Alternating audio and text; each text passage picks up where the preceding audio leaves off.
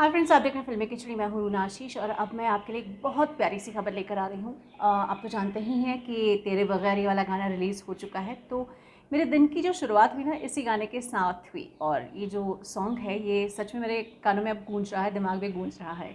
तो चलिए अगले कुछ मिनट में बात करने वाले हैं इसी सॉन्ग के बारे में। ये सॉन्ग है कैसा। आपके पवनदीप महोदय और आपकी अरुणिता मैडम का गाना ये है, जो पहला प्रोफेशनल सॉन्ग उनका कहा जा सकता है। HR का म्यूज़िक है और समीर जी ने इसके लिरिक्स लिखे हैं। अब गाने को एक्सप्लेन करती हूँ।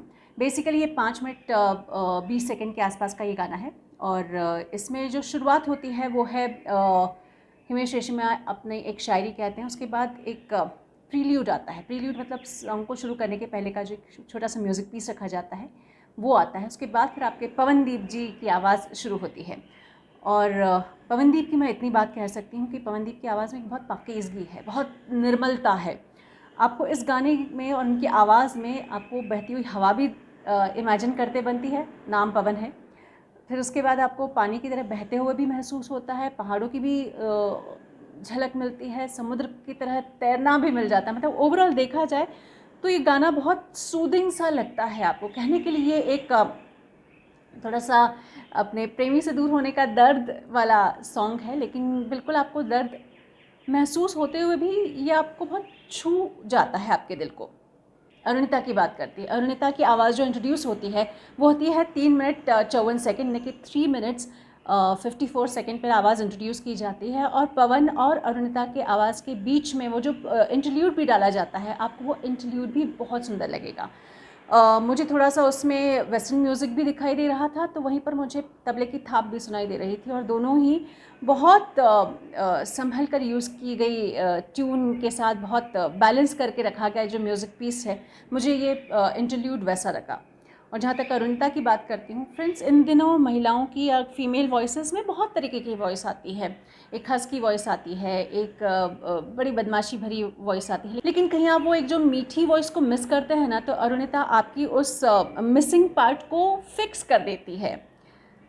बहुत सुंदर लगे हैं दोनों, बहुत ही अच्छे लगे हैं दोनों को। अगेन अलग अलग हैं, लेकिन आपको कहीं वो अलग लगते नहीं हैं। और इसके पीछे सर्टनली उनके पीछे का जो ऑरा है इंडियन आइडल का, उनके साथ का, उनके गानों का, उनके डुएट का, उनके सोलो सॉन्ग्स का, वो सब आपको याद आ जाता है। अब बात करती हूँ लिरिक्स की।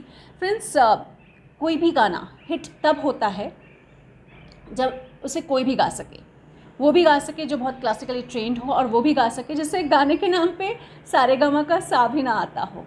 और इसके वर्डिंग्स इतने सिंपल हैं कि आपके ज़ुबान में और ज़ेहन में एकदम बस जाते हैं, छप जाते हैं। तो आई थिंक समीर जी की वो जो एक लिखावट की शैली है या जो खासियत है, वो एकदम उतार कर लाए हैं इसके गाने इस गाने में भी। मतलब सिंपल एक वर्ड ही देख लीजिए, एक लाइन ही सुन लीजिए। जब तेरे बगैर जीने का हौसला किया था, मेरी आंख भर आई जब ये फैसला किया, जिएंगे कैसे तेरे बिन ओ जाना। अब इसमें ऐसा कौन सा बहुत डिफ़िकल्ट वर्ड है जो जिससे आप रिलेट ना कर पाओ। बहुत सिंपल है और बहुत ईजिली आपकी ज़ुबान में बस जाता है। और गाने हिट होने के लिए सबसे बड़ी चीज़ यही होती है। अब HR की म्यूज़िक की बात करती हूँ। हिमेश रेशमिया, और चलिए एक कंपैरिजन के तौर पे मैं बताती हूँ, हालांकि दोनों बहुत अलग अलग हैं, दोनों को कंपेयर नहीं कर सकती, बट एक म्यूज़िक शैली की बात करती हूँ। AR रहमान का जब भी आप कोई गाना सुनते हैं तो पहली बार में आपको एकदम से ऐसा लगता है अच्छा कुछ चल रहा है।